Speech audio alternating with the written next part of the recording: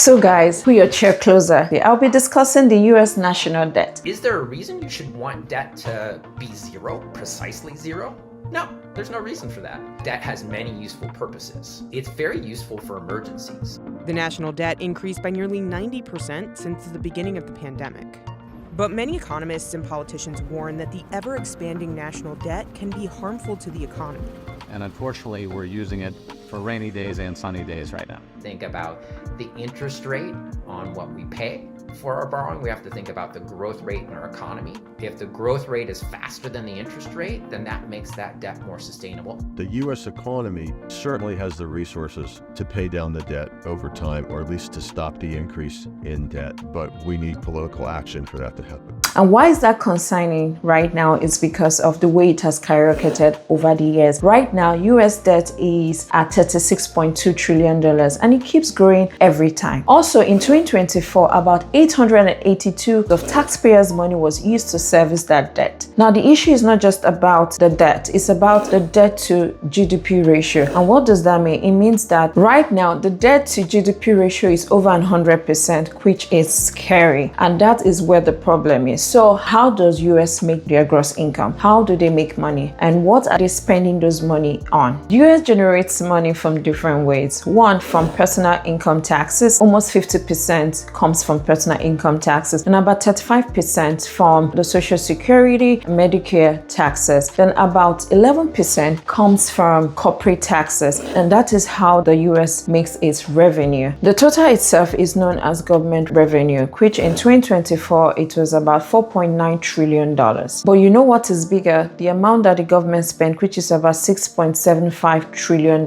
It means that we are spending more than we are getting. We got about $4.92 trillion and we are spending about $6.75 trillion. So what are we spending those money on? On Social Security, Medicare, defense, and infrastructures. These are some of the items that the government uses that money to fund. So it means that the spending as of 2024 was about $1.8 trillion that Dandy received. So $1.8 trillion, it's about the government deficit. And they have to get that money from somewhere because it's a deficit. So what do? They borrow. So they get their money in form of treasury bonds. So look at it this way. It's like you're lending the government some money and you're getting it in form of treasury bonds. It's like a form of IOU. That is, I'm giving you my money in exchange that you're going to give me interest. So that is how the government gets money. About 7.38 trillion is gotten from intra-government holdings. So these are federal government agencies that are loaning the government money. Then about 28.84 trillion are owned by the public. So now let's dive into who are the public that are borrowing the US money. From the $28.8 trillion of the public that are borrowing the US money, 53.3% is owned by private investors. The holders of such type of securities are the mutual funds, insurance companies, US saving bonds, Federal Reserve systems, pension funds, local and state government, and so on. So they own about 53.3% of the loan that they give to the US. So we have other private foreign investors that own about 30.3% of the debt, which are countries like Japan and China. They own a tangible amount of debt. Between 2003 and 2011, Japan and China owned about 44% of the foreign owned US debt. But over the years, it has declined to about 25% of the foreign US debt owned. And finally, about 16.4% is owned by the government. These are not federal, or these are not part of the intra-governmental holders. These are the state governments that own about 16.4% of the debt. So you know, the federal government buys treasury from time to time, most times to stimulate the economy. We saw that happening during the COVID period. They injected a lot of money into the economy. So essentially, they tend to remove money from the economy and they introduce new money to the economy. So to reiterate again, the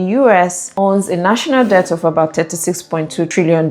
Right now, it is projected that in 2025, they'll be paying about $1 trillion as interest in the debt. Currently, the interest on their debt is about 3.32%. So when you're listening to that or looking at that, you think that is low, right? But when you take a bigger look at it, it's almost $1 trillion in taxpayers' money that we use to service the debt. So that's a significant amount of money. So if you you look at the deficit we are having, the bulk of the expenses is not just coming from the things that they pay for, like the Medicare, infrastructures, defense, and all that. It's also to service the debt. It's literally a large chunk of money. And based on the economists, they said that money alone can be used to service Medicare on its own. So $1 trillion is not a joke. It's significant for us to be using that to service our debt to the people that we owe. So based on that, because we are servicing with a lot of money, it's creating a lot of deficit. Like I said, if there's a deficit, the US will need to borrow more. And as they borrow more, they incur a lot of interest. Now, the problem in this entire thing is now the demand. What if the demand for the US bond reduces? I think that is where the economists are having a conversation about the demand and supply. Like everything that we know literally is about demand and supply. Will it get to a point whereby our debt becomes so much that people are no longer interested? Or will it come to a point whereby people say that the US economy or the US dollar has lost its value, and they say we can no longer buy the US bond because we do not trust that it's that strong enough for us? Now, that is the question. I think that is what is worrisome. That is what is making some people actually afraid of where the US debt, because it has blown out of proportion right now. So that is where the conversation is leading, which is the demand and supply of the US debt. Truly speaking, aside from the fear of the demand and supply, the US can go on and on and on in borrowing as long as the people borrowing them the money have confidence that the US is capable of paying. Up until date, we've not defaulted in our pay. Who knows what will happen if we're going to default anytime soon? We don't know if that is going to happen. But right now, as at today, the US has never defaulted on its debt. But does that give us the ability to keep borrowing money on and on to service, especially our interest on the debts that we are borrowing, or to service the deficits that we are having? No. So if US is not able to pay their debt, it means that they've defaulted, and that will have a significant effect on what they use those monies for, like for Social Security, for defense, for infrastructure, and to service the debt is going to be a major blow to the US. But like I said before, up until date, US has never defaulted on its debt. But if they continue at this rate, it's only a matter of time. Now, the question is, how do the US cut down on their spendings and increase their income? Just like the way we do it in the real estate, the way for us to increase the value of a property is by increasing the income and reducing the expenses. It's just the same way it is for the federal government spending. If they need to bring things back on track, they will need to reduce the expenses and increase the income. So how can the US generate more income or revenue for them to service their debt, and also for them not to default in it, and also to be able to service other areas that they do, like the defense and the Medicare, the Social Security, infrastructures, educations, and other things that they service? One of the ways the economists have suggested is by increasing taxes. I know none of us wants that, but we don't know if that is going to be an option anytime soon. But right now, this new administration, their tactics, what they're trying to do to stimulate or to get more revenue to the government is by reducing the federal government workers. Is that a strategy that will work? We don't know, but like we all know, the federal government workers are just a little portion of the entire government spending. Would that be effective? Personally, I do not think so. For the expenses to come way down, they will need to touch the Medicare, Social Security, and all that. And they can't afford to do that. If they do that, that would be a major blow to the American people.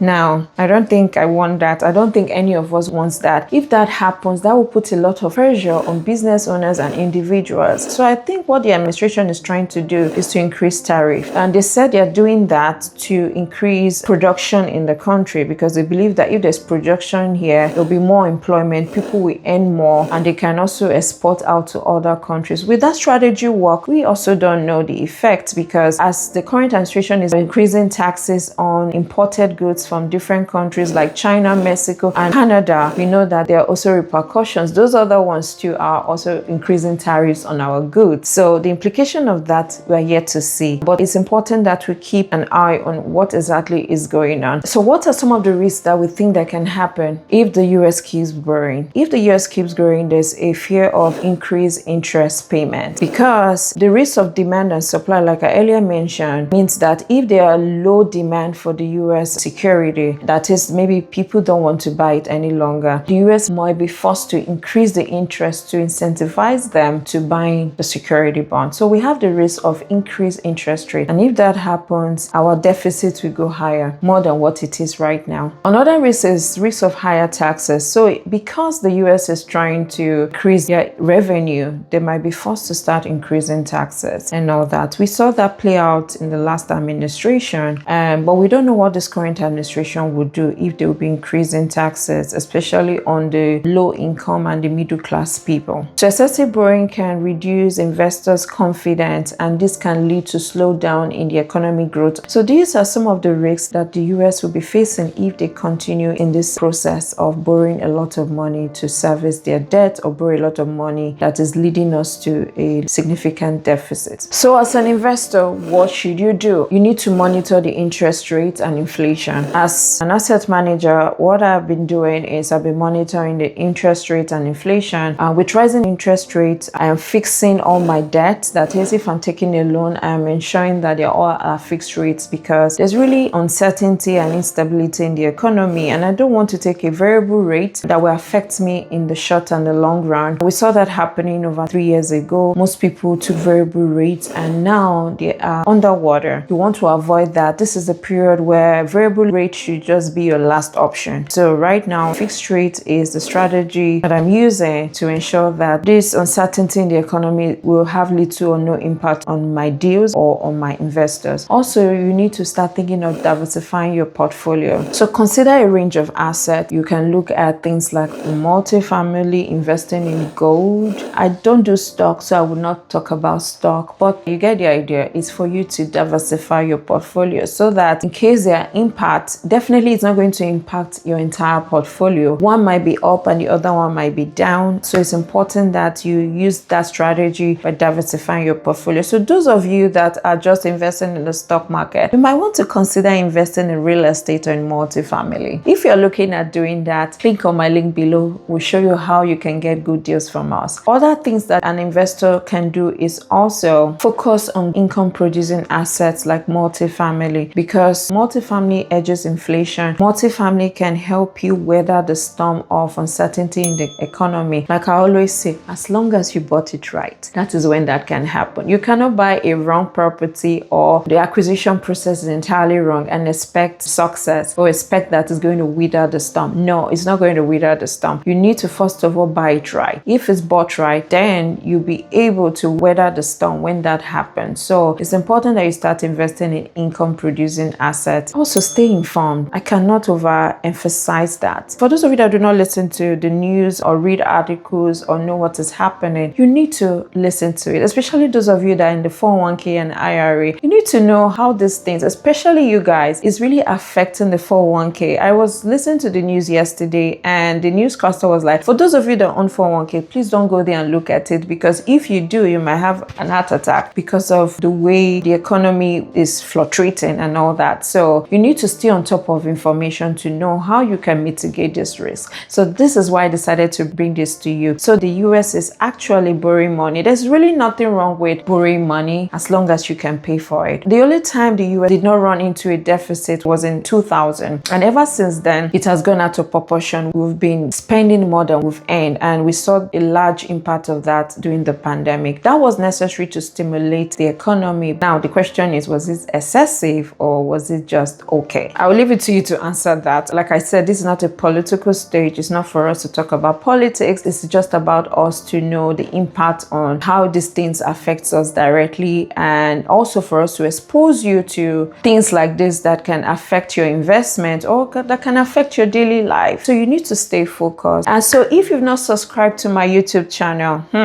informations like this, you'll be missing them. You need to subscribe to my YouTube channel to stay ahead and stay informed on what exactly is happening in the economy and how you can mitigate your risk. So my YouTube channel is Bibi Oferi. All you need to do is type Bibi Oferi and you'll see my YouTube page pop up. And what do you need to do is like, subscribe, and follow us for all content on multifamily and also spotlights on the economy and other beautiful information that you need to stay on top of. I look forward to seeing you in my next episode. Thank you and have a wonderful day.